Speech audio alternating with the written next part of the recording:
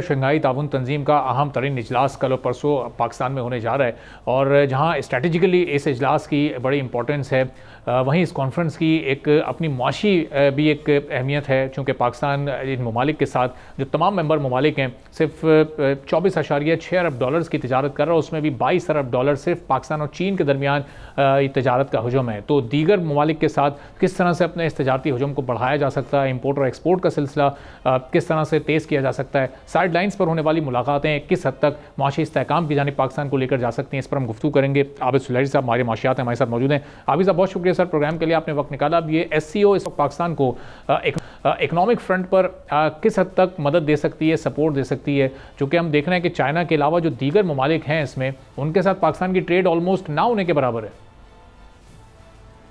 जी शुक्रिया। देखिए SCO का सबसे पहले तो जो इनेकाद है, जो इस पर council of heads of government को बताता है, खुद एक बहुत इम्पोर्टेंट चीज़ है ऐसे वक्त में जबकि पाकिस्तान दुश्मन नासर ये खबरें फैला रहे थे कि पाकिस्तान खुदा न खास्ता सफारती तौर पर बिल्कुल तनहा रह गया है। उसमें हमने देखा कि 7 वज़राए आज़म और बाकी जो डिग्निटीज का पाकिस्तान में आना, 1000 से ज़्यादा डेलीगेट्स का, ये पाकिस्तानी स्टेबिलिटी, पाकिस्तानी सिक्योरिटी और गवर्नमेंट ऑफ पाकिस्तान पे और पाकिस्तान एज ए स्टेट इस पे एक एतमाद है इंटरनेशनल कम्युनिटी का।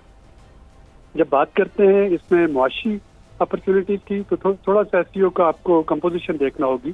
तो SCO में इस वक्त दुनिया की 2 इकोनॉमिक जॉइंट्स हैं जो कि चाइना और रशिया। उसमें 4 एटमी ताकतें हैं, चाइना, रशिया, पाकिस्तान और इंडिया।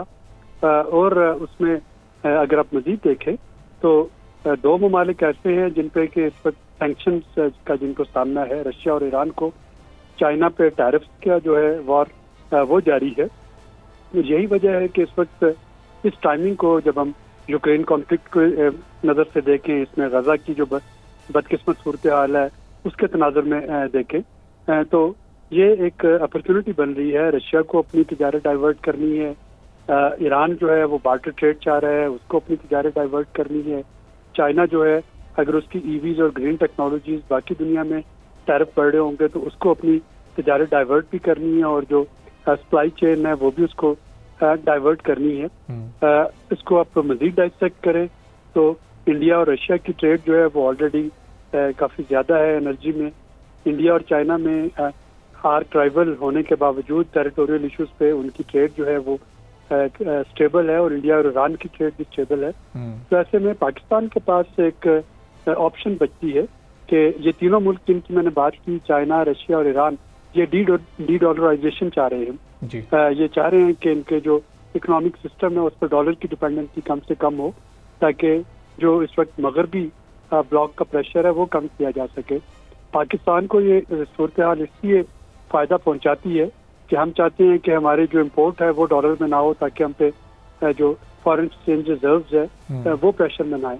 तो ये एक विन विन सिनेरियो यहाँ पे क्रिएट हो रहा है जिसको कि पाकिस्तान को फ़ायदा उठाना होगा, लेकिन उसके लिए अपना हाउस इन ऑर्डर करना बहुत ज़रूरी है। मुख्तलिफ जो MOUs और एग्रीमेंट्स हैं उनको पाया तकमील पे पहुँचाना, और सबसे बढ़ के पाकिस्तान में इस वक्त जो पॉलिटिकल अनसर्टेनिटी है और जो एक पॉलिटिकल काओस नजर आता है उसको खत्म करना होगा। और उसको इस वक्त पाकिस्तान को वैसे भी सस्ती एनर्जी की ज़रूरत है, तो रशिया से अभी तक हम ये चीप एनर्जी लेने में क्यों कामयाब नहीं हो सके, और इस बार कुछ इम्कानात हैं नहीं हो सके कि उससे पहले जो एक्सपेरिमेंटल तौर पे हमने मंगवाया उसकी स्पेसिफिकेशन हमारी रिफाइनरीज के मुताबिक नहीं थी। तो अब हमें चाइना से रिन्यूएबल एनर्जी की बात करना होगी।